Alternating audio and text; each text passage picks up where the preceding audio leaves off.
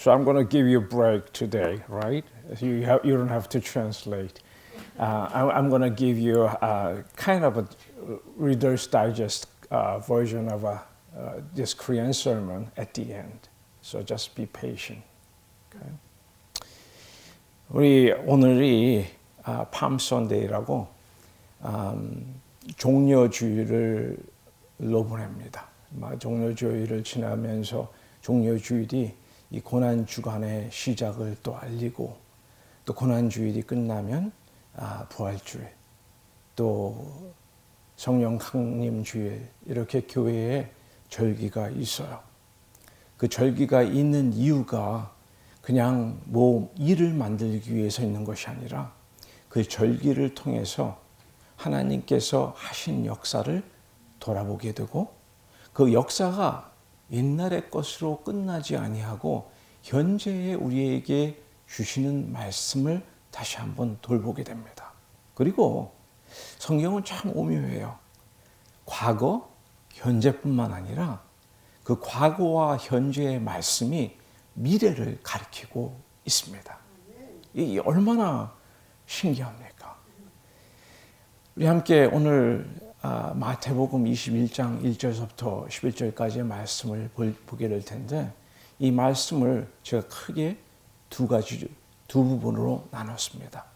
1절에서부터 8절, 그 다음에 1절에서부터 7절, 7절까지, 8절에서부터 11절까지 두 가지의 말씀으로 나눌 건데 항상 말씀을 나눌 때 필요한 게 있어요. 그 첫 번째 필요한 것은 지혜입니다. 지혜라고 내가 그냥 세상적인 지혜가 아닌 하나님의 말씀을 읽었을 때 또 이렇게 들었을 때에 이것을 이해할 수 있는 그 지혜입니다. 이게 세상적인 학위로만 된다면 여기 학박사 가진 사람들 뭐 다 이해할 수 있겠죠. 근데 그게 아니에요. 이 지혜는 하나님으로부터 오는 지혜입니다. 영적인 지혜고 이 지혜는 하나님께서 주시는 거기 때문에 하나님께 간구하지 않으면 안 돼요. 두 번째로는 마음밭의 준비입니다. 예수님이 밭의 비유를 하셨어요. 농부가 말씀의 씨를 뿌렸는데 그 씨가 여러 군데에 떨어지죠. 어디에서 30배, 60배, 100배의 열매를 맺는 역사가 일어납니까? 마음이 준비된 밭에 떨어졌을 때. 하나님의 지혜와 나의 마음밭의 준비 중요합니다. 그래서 오늘 말씀을 듣기 전에 같이 기도합니다. 딴 것 없습니다. 한 가지만. 하나님, 나의 마음밭을, 마음문을 열어주옵소서. 기도합니다. 하나님, 우리의, 아니 나의 마음문을 열어 주시옵소서. 예수 그리스도 이름으로 기도합니다.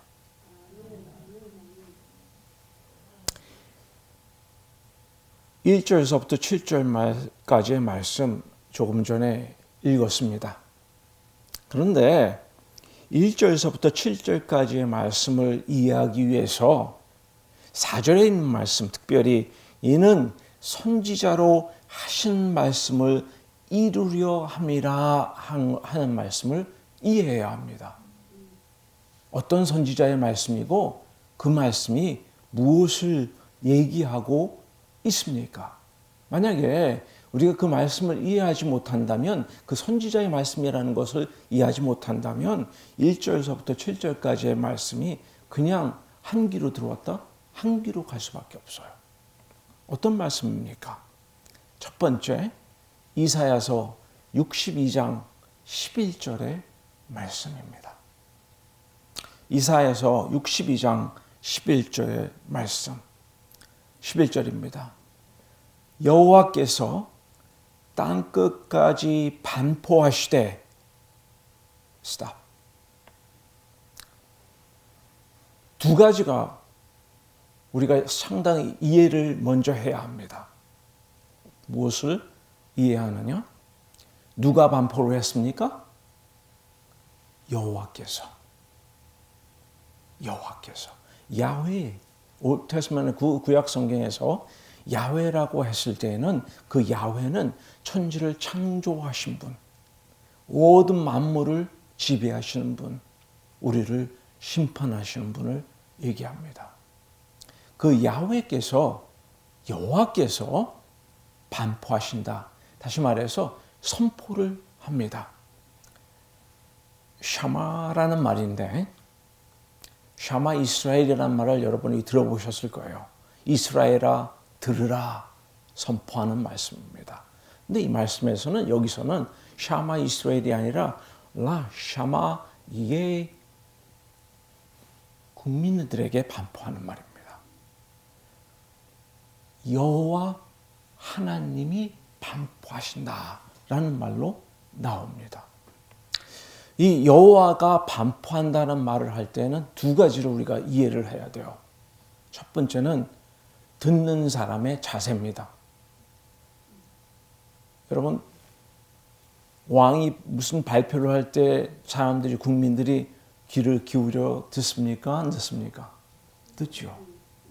우리 대통령이 뭐 큰 담화를 하고 발표를 한다라면 그냥 TV 뉴스를 통해서든 어떤 매체를 통해서든 다 잘 들어야 됩니다. 여호와께서 반포하실 때, 선포하실 때에 그 듣는 사람들의 마음의 자세는 창조된 사람으로서 창조주의 말씀을 들을 마음의 준비가 되어 있어야 된다는 말입니다. 하나님이 선포하십니다. 마음의 자세를 다시 한번 점검하고 하나님께서 반포하시는 말씀에 귀를 기울여야 한다는 말입니다. 두 번째입니다. 마음의 자세를 준비하는 것뿐만 아니라 하나님께서 선포하실 때 이 선포되는 말씀은 결코 이루어진다는 말입니다. 선지자 이사야가 하나님께서 땅 끝까지 이스라엘만 발표하신 게 아닙니다. 이 땅 끝까지 반포하시되, 다시 말해서 말씀하시되, 너희는 딸 시온에게 이르라. 보라, 내 구원이 임하느니라. 보라, 상급이 그에게 있고 보응이 그 앞에 있느니라 하셨느니라. 여러분 생각해 보세요. 이게 쉽게 넘어갈 얘기가 아닙니다. 이사야 선지자는 기원전 7세기 전에 있었던 선지자입니다. 이사야 선지자가 이 말씀을 선포할 때 이스라엘은 어떤 일이 있었습니까? 북왕국은 아시리아에 대해서 완전히 멸망해 버렸어요. 기원전 722년에 아시리아가 이스라엘에 와서 그 백성들을 잡아서 한 명도 남겨두지 아니하고 세상 자기 곳곳에 데려가서 노예로 뿌려버렸단 말입니다. 그리고 남왕국 유다는, 예루살렘은 605년서부터 계속적으로 침공을 당할 때입니다. 바벨로니아 왕이 네부갓네살가 605년, 586년 결국에 와서는 멸망을 시키고 말죠. 바로 이런 과정을 겪는 상태에서 이사야가 백성들에게 이 진짜로 자기들이 내일 일이 어떻게 될지 모를까 두려움에 떨고 있는 사람들에게 말씀을 하는 겁니다. 전쟁의 소문이, 기근이, 자기들이 받는 채찍의 모든 모습이 나타날 때에 이스라엘 백성들에게 보라, 하나님이 선포하시되 너희의 구원이 임할 것이다. 그 절박한 상황을 다시 한번 생각해 볼 때 말이에요. 그 이스라엘 백성들에게 나타나는 이 구원의 말씀까지는 참 믿기가 힘들었을 겁니다. 그런데 2700년이 지난 우리들이 보는 입장에서 일어났습니까? 안 일어났습니까? 일어났죠. 그리고 또 일어날 거고요.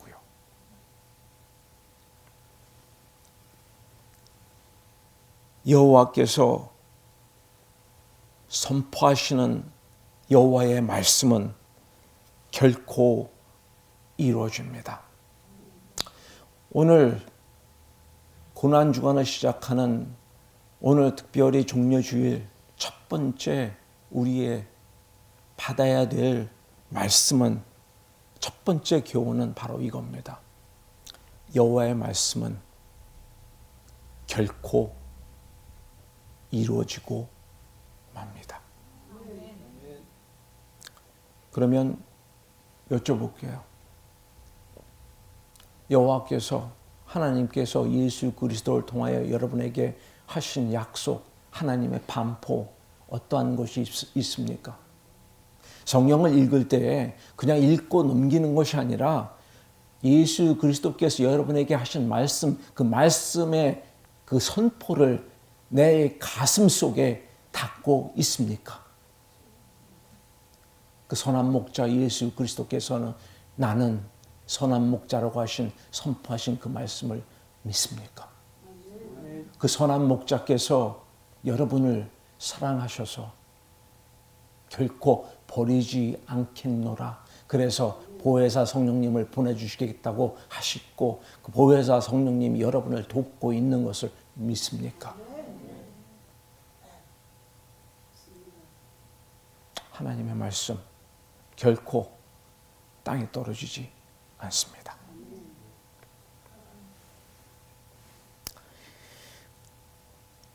두 번째 선지자의 말씀은 스가랴서 Zechariah chapter 9 verse 9 스가랴서 9장 9절의 말씀입니다. 스가랴서 9장 9절 시온에 따라 크게 기뻐할지어다. 예루살렘에 따라 즐거이 부를지어다. 보라, 내 왕이 내게 임하나니 그는 공의로우며 구원을 베풀며 겸손하여서 나귀를 타나니 나귀의 작은 것 곧 새끼 나귀니라. 마태복음 21장 1절에서부터 7절까지 말씀, 그 말씀 중에서 나온 것 그대로 나온 것 아닙니까?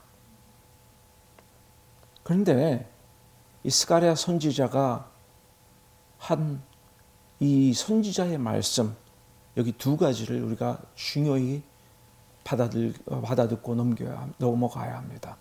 첫 번째는 보라, 누가 온다고요? 내 왕이 내게 임하나니.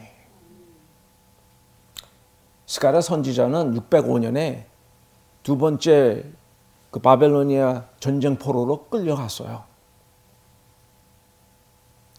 그 왕도 끌려갔고 제사장들, 서기관들 다 뭔가 난다 긴다 하는 사람들은 다 끌려갔습니다. 그 과정에서 스가랴 선지자가 하는 얘기입니다. 보라, 내 왕이 온다. 근데 이 왕이 온다라고 하는 것과 왕의 어떤 자질을 갖고 있는가 두 가지를 우리가 다시 한번 돌아봐야 합니다. 그 왕은 겸손한 왕입니다. 세상의 사람들처럼 나는 왕이다라고 해서 나의 부와 나의 힘과 나의 가진 모든 것을 자랑하려고 하는 그런 왕이 아니라 겸손한 왕입니다. 그 겸손한 왕이 무엇 때문에 왔습니까? 구원을 주기 위해서, 공의를 베풀기 위해서입니다. 세상의 왕과 세상의 뜻과는 다르게 의로움을 나타내는, 그리고 구원을 가져다주는 그런 왕 말입니다. 이 왕이 얼마나 귀한 왕입니까? 근데 아까 이사야서에 본 것과 이 스가랴서의 9장 9절에 나타난 것과 우리 한 가지 생각하고 넘어갈 것이 있어요. 다 우리 크리스천들이라고 하면 구원, 그 다음에 하나님께서 우리에게 주실 상급, 또 어떻게 우리가 하나님으로부터 구원받아야 할 그러한 것들만 때로는 생각할 때가 많이 있어요. 그래서 많은 크리스천들이 우리 크리스천들의 골은 목적은 구원받는 것이다 라고 얘기를 합니다. 그런데 그게 아닙니다. 우리 크리스천들의 목적은 구원이나 상급의 목적을 두는 것이 아니라 바로 그 왕, 하나님, 바로 하나님입니다. 나의 삶의 목적도 하나님이시고 나의 뜻도 내가 쫓아야 될 뜻도 바로 하나님 아버지의 그 보내신 예수 그리스도의 뜻입니다. 우리가 잘못해서 상급에 눈을 두게 될 때에는 말이에요. 내가 왜 크리스천인지를 잃을 수도 있다는 말입니다. 하나님으로부터 나의 눈이 십자가에 꽂히지 아니하고 받을 것만 생각하다가는 나의 신앙이 잘못될 수도 있다는 말이에요.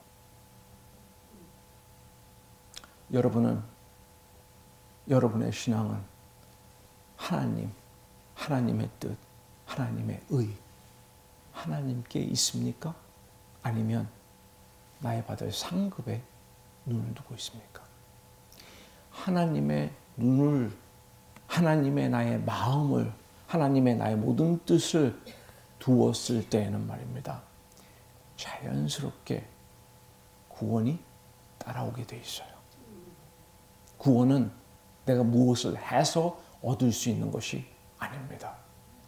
구원은 하나님의 자비로 하나님께서 우리에게 주시는 것이지 내가 얻고 사고 내가 어떻게 가질 수 있는 것이 아니란 말입니다.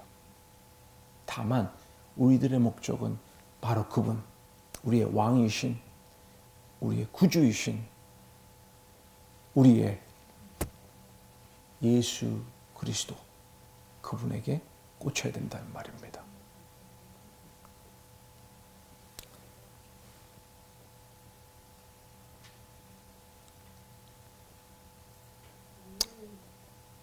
스가랴서 9장 9절 다시 한번 봅니다. 그 왕, 공의롭고 구원을 베풀고 겸손하신 나귀를 타신 평화의 왕. 그런데 참 재미있는 게 있어요. 이 왕이 오실 때인데 그 왕을 맞아들이는 사람들의 자세를 스가랴가 선지자가 얘기하고 있습니다. 시온에 따라 어떻게 하라? 크게 기뻐할지어다. 그리고 예루살렘에 따라 즐거이 부를지어다. 근데 기뻐할지어다, 부를지어다를 제가 다시 한번 봤어요. 봤더니 이게 그 문법이 말입니다. 그냥 문법이 아니라 명령법이에요. 무슨 말이냐면 기뻐해도 되겠습니다. 이렇게 하는 게 아니에요. 기뻐하실까요? 이런 것도 아닙니다. 뭐라고요? 기뻐해라. 즐거워하라. 만약에 즐겁게 하라, 기뻐하라를 강제적으로 조건 없이 하라고 한다면 그거는 어거지지요. 그렇죠? 그런데 여기에 우리의 왕으로 오신, 평화를 갖고 오신 그 왕께서 우리에게 구원도 주시고 우리에게 의도 허락하셨다면 그 모든 조건이 된 상태에서 우리는 그의 사람들은, 왕을 따르는 사람들은 기뻐할 수 있습니까? 아니어야 됩니까? 기뻐해야죠. 아니, 하나님께서 다른 것이 아니라 그 예수 그리스도를 통해서 우리에게 완벽함, 완전함을 주셨는데, 그래서 에베소서 4장 1절에 뭐라고 얘기합니까? 에베소서 4장 1절에 그 완전함으로 걸으라 라고 얘기하지 않습니까? Live a life worthy of your calling. 너희 믿음의 부르심에 합당한 삶을 살라는 뜻입니다. 그렇기 때문에 기뻐해야 합니다. 만약에 아까 우리 전사님이 기도하실 때 우리 육신의 괴로움 또 여러 가지 그 어려움을 얘기하셨어요. 그렇죠. 세상 사는 것 쉽지 않아요. 뭐 하나가 잘 될 것 같으면 다른 하나가 풍 터지고, 응? 아, 뭐 잘 될 것 같다 이러면 또 어디서 이상한 데서 생각지 못한 데서 퉁 터지고 말이에요. 가정의 문제, 금전의 문제, 가족 관계의 문제, 야의 인생의 고통의 문제, 건강의 문제 다 있죠. 있습니까? 다 있어요. 그런데 말입니다. 그런데 이 기쁨이나 즐거움, 다시 말해서 나 때문에, 나의 환경 때문에 기쁘고 즐거운 것이 아니라 우리의 왕 되신 예수 그리스도, 내게 평화를 주신 그 예수 그리스도가 내 안에 거하신다는 것을 확신하게 된다면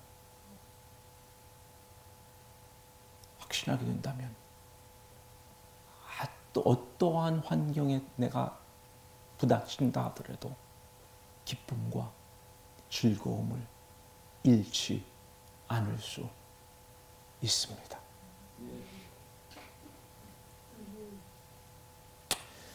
사도 바울이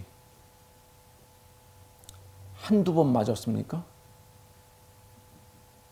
고린도후서 11장에 보니까 39번씩 몇 번을 맞았다고요? 5번. 그것만 아니에요. 태장도 2번이나 맞아서 죽을 뻔했고.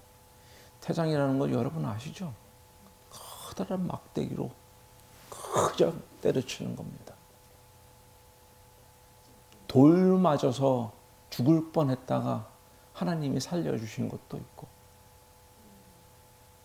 그런 사도 바울이 로마 감옥에 갇혀서 옥중서신을 씁니다. 기뻐하라. 항상 기뻐하라. 왜?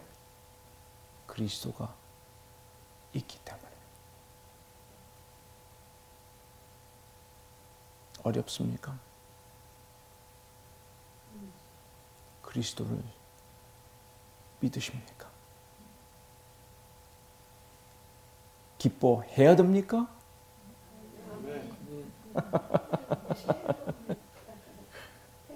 즐거워해야 합니다. 기뻐해야 합니다. 다시 말해서 스가랴 선지자가 하는 말씀은 나의 삶을 통해서 예수 그리스도, 다시 말해서 오실 왕 때문에 기쁨을 갖고 즐거움을 갖고 나가서 선포하라는 말입니다. 그냥 크리스찬이 아니라 크리스찬의 삶을 통해서 여러분의 삶이 이 세상 가운데에서 삶의 선포의 말씀이 되어야 된다는 말입니다. 나가서 억지로 선포하려고 하면 안 돼요. 나의 생활에서 기쁨을 맛보고 그리스도를 생각하고 그 왕 되신 예수 그리스도의 평안 때문에 나의 삶이 바뀔 때 그 삶이 사람들에게 예수 그리스도의 복음을 증거하는 증거가 된다는 말입니다. 그리고 그들에게 말씀으로 복음을 전해야 된다는 말입니다. 오늘 종려주일에 두 번째 배울 말씀은 바로 그겁니다. 다른 것이 아니라 이사야와 스가랴 선지자를 통해서 예비하셨고 또 우리에게 주신 평화의 왕 되신 예수 그리스도, 그를 통해서 우리에게 기쁨과 우리에게 삶의 목표를 주신 그 하나님의 놀라우신 복음의 역사를 선포하라는 말씀입니다. 그냥 나만 간직하고 나만 되새기고 나만 즐기고 나만 되새기는 것이 아니라 이 기쁨의 말씀, 이 언약의 말씀을 선포하라는 하나님의 명령입니다. 8절입니다. 무리의 대부분은 그 겉옷을 길에 펴며 다른 이는 나뭇가지를 베어 길에 펴고. 앞서서 가고 뒤에서 따른 무리가 소리질러 가로되 호산나 다윗의 자손이여 찬송하리로다. 주의 이름으로 오시는 이여 가장 높은 곳에서 호산나 하더라. 10절입니다. 예수께서 예루살렘에 들어가시니 온 성이 소동하여 가로되 이는 누구냐 하거늘 무리가 가로되 갈릴리 나사렛에서 나온 선지자 예수라 하니이다. 왜 예루살렘의 온 성이 소동했을까요? 왜 소동했습니까? 이 소동한 것이 그냥 예수님이 무리들이 호산나 하면서 들어가기 때문에 소동했다면 우리는 크게 잘못 이해할 수도 있어요. 소동한 데는 이유가 있습니다. 7세기 전, 600년 전, 예수 탄생 600년 전으로 돌아가야 합니다. 그때 에스겔 선지자가 하나님께서 에스겔 선지자를 불러서 그 에스겔 선지자를 통하여 하나님의 말씀을 선포합니다.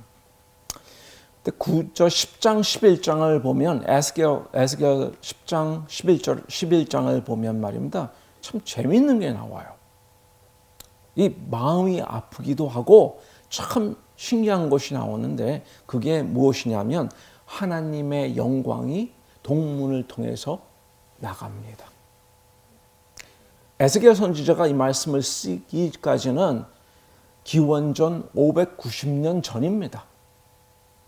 다시 말해서 바벨로니아 왕 느부갓네살가 이제 이스라엘 와서 이스라엘을 침공하면서 586년에 완전히 이스라엘을 박살을 냅니다. 그리고 이스라엘에 돌이 2개가 쌓이지 않도록 다 망가뜨려 버려요. 불 지르고 다른 걸 다 치우고 성전에 있던 그 금으로 된 동으로 된 그 기구들을 전부 다 바벨로니아로 가져갑니다. 재미있는 거는 말입니다. 여기에서 가져간 것 중에 하나님의 성교에 대한 말이 하나도 없어요. 하나님의 성교는 말입니다. 성전 중에서도 가장 거룩한 곳에 모시고 있는 하나님의 영광이 함께 임재하신다는 것을 상징하는 교회입니다. 그런데 이스라엘 예루살렘이 침공당하기 전에 이 하나님의 성궤가 감쪽같이 없어져 버립니다. 에스겔 선지자가 10장과 11장, 특별히 11장 말씀에 이런 말이 나옵니다. 11장 22절에 여호와의 영광이 23절입니다. 여호와의 영광이 성읍 중에서부터 올라가서 성읍 동편산에 머물고 24절에는 그 이상까지도 떠나갔다 얘기를 해요. 하나님의 영광은 이스라엘에서 떠나갔습니다. 그도 그럴 것이 하나님의 영광이 이방인에 의해서 이렇게 파손되거나 이렇게 실축될 그렇게 놔두실 하나님은 아니시죠. 그렇죠? 없어져요. 근데 에스겔서에 43장 1절서부터 4절까지에 이런 말이 써 있습니다. 그 후에 그가 하나님의 천사가 나를 데리고 문에 이르니 곧 동향한 문이라. 이스라엘 하나님의 영광이 동편에서부터 오는데 하나님의 음성이 맑은 물소리 같고 땅은 그 영광으로 인하여 빛나니 그 모양이 내가 본 이상 곧 전에 성읍을 멸하러 올 때에 보던 이상 같고 그 발 하숫가에서 보던 이상과 또 같기로 내가 곧 얼굴을 땅에 대고 엎드렸더니 4절입니다. 여호와의 영광이 동문으로 말미암아 전으로 들어왔다. 그래서 이스라엘 사람들이 다시 바벨로니아 포로 생활을 마치고 이스라엘에 돌아와서 성읍을 건축할 때 이 동서남북 문을 두었습니다. 근데 동문을 갖다가 무슨 문이라 했냐면 골든 게이트, 금문이라 얘기를 했어요. 아니 다른 이름으로는 자비문이라고 해가지고 샬랄 할라힘, 다시 말해서 자비의 문이다라고 해서 동쪽에 있는 문만은 나갈 수는 있어도 들어오지는 못했습니다. 왜냐하면 그 동문을 통해서 하나님의 영광이 들어올 곳이라고 이스라엘 사람들이 기다리고 있었으니까.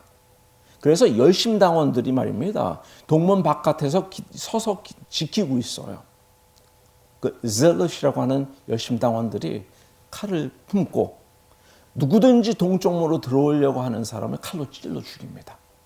왜냐하면 그것은 동문으로 들어오려고 하는 하나님의 영광을 빙자했다라고 생각했기 때문이에요. 절대로 못 들어오게 했습니다. 그런데 예수님이 동쪽 문으로 나귀를 타고 들어오십니다. 앞에서 가고 뒤에서 다른 무리가 소리질러 가로되 호산나 다윗의 자손이여 찬송하리로다. 주의 이름으로 오시는 이여 가장 높은 곳에서 호산나 하더라 하는 말입니다. 왜 이스라엘이 성읍이 요동을 했습니까? 바로 예수 그리스도께서 내가 곧 메사야 하나님의 영광이다라고 발표했기 때문이에요. 그런데 말입니다. 사람들은 호산나 하면서 다윗의 자손이여 찬송하리로다, 그 호산나를 찬송의 소리로만 했지만 예수 그리스도는 이것을 단지 찬송의 소리로만은 안 들었다는 말입니다. 이 호산나라는 말이 시편 118편 25절에 이렇게 써 있어요. 호산나라는 말이 여호와여 구하옵소서, 이제 구하옵소서.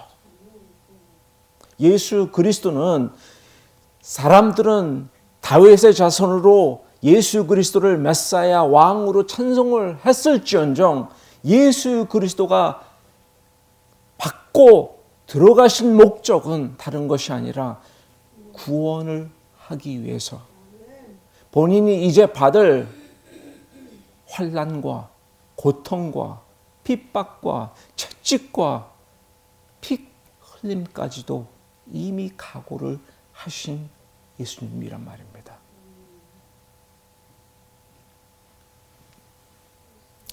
세 번째 종려주일의 의미입니다. 하나님의 영광, 하나님의 사랑, 하나님의 은혜는 결코 그렇게 가볍고 싼 그리고 아무 대가 없는 것이 아닙니다. 우리는 그렇게 받을 수 있을지언정 하나님께서는 예수 그리스도는 자신의 고통과 자신의 채찍과 자신의 살 찢김과 피 흘림과 아니 제가 볼 때는 그것보다 더 힘들었던 게 무엇이었을 것 같아요. 다른 것이 아니라 본인이 창조한 창조물로부터 욕을 먹는다는 것, 핍박당한다는 것. 아까 한 목사님 기도하실 때 주먹으로 맞고 십자가에 올려섰을 때 여러분 예수 그리스도의 십자가의 모습을 지금은 많이 그려놓은 사람들이 있지만 그 그려놓은 것이 다 여기 예수님의 하부에 그 천조각을 됐죠. 그러지 않았어요. 그 천조각까지도 다 베껴둔 거 아닙니까? 창피한 거 아닙니까?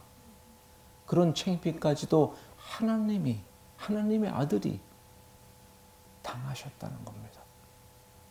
그걸 알면서도 동문으로 입성하신 예수 그리스도입니다. 그분이 우리의 왕입니다. 세 번째 교훈은 하나님께서 여러분에게, 우리에게 주신 그 사랑은 말입니다. 우리가 상상할 수 없는 가치를 갖고 있는 사랑입니다. 내가 또 목사님이, 하나님이, 예수님이 당신을 사랑하십니다 라고 얘기할 때 그 예수님이 당신을 사랑하십니다는 그 뜻이 얼마나 귀한지를 다시 한번 돌아봐야 합니다. 세 가지의 의미.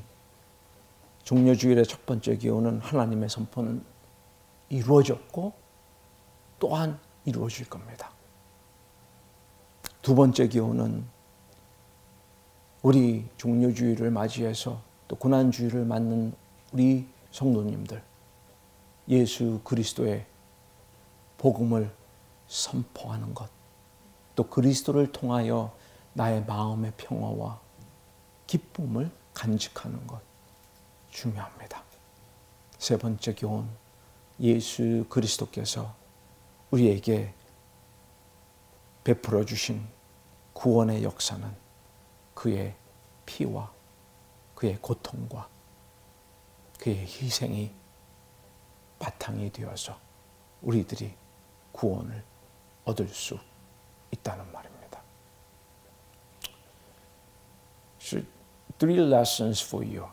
You know, it's almost impossible to just sum up three lessons in a few minutes. But I want you to look at this, right?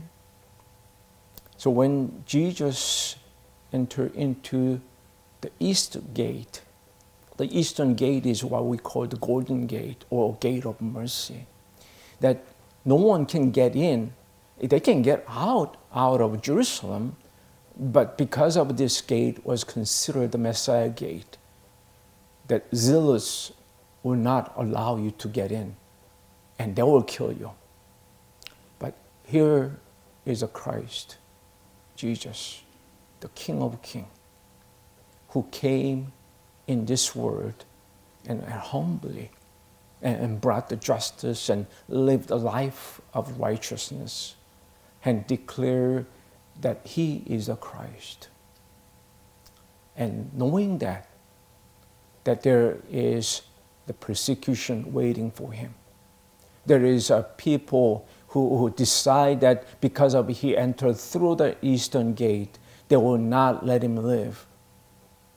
And knowing that he declared the way of God.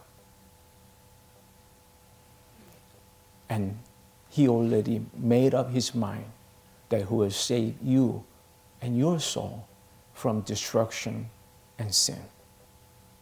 And that is a lesson that we have to treasure on this Palm Sunday. And people say, Hosanna and Hosanna, the son of David. That is a kind of calling that they believe that Jesus was the Messiah. And he is the one who fulfilled the destiny of a Messiah, right? But yet, in him, and knowing that he is going to face the death and humiliation, he determined to do that for you and for me. That is a lesson that we have to treasure. Christ died on the cross for you. Then how do we live? And Ephesians chapter 4 verse 1 says, and Apostle Paul told the Christians in Ephesus that you as one who called by Christ, you must live a life worthy of your calling. that you have to understand what is your calling is. Is your calling to what? Money, fame, power, or your calling to God Himself? And I suggest that it is nothing else but you got called to Almighty God Himself. And submit yourself to God and love Him with all your might and all your heart and all your will.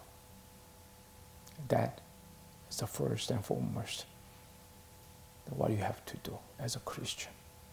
Okay? 함께 기도하시겠습니다. Let's pray. 사랑의 하나님, 호산나를 외치면서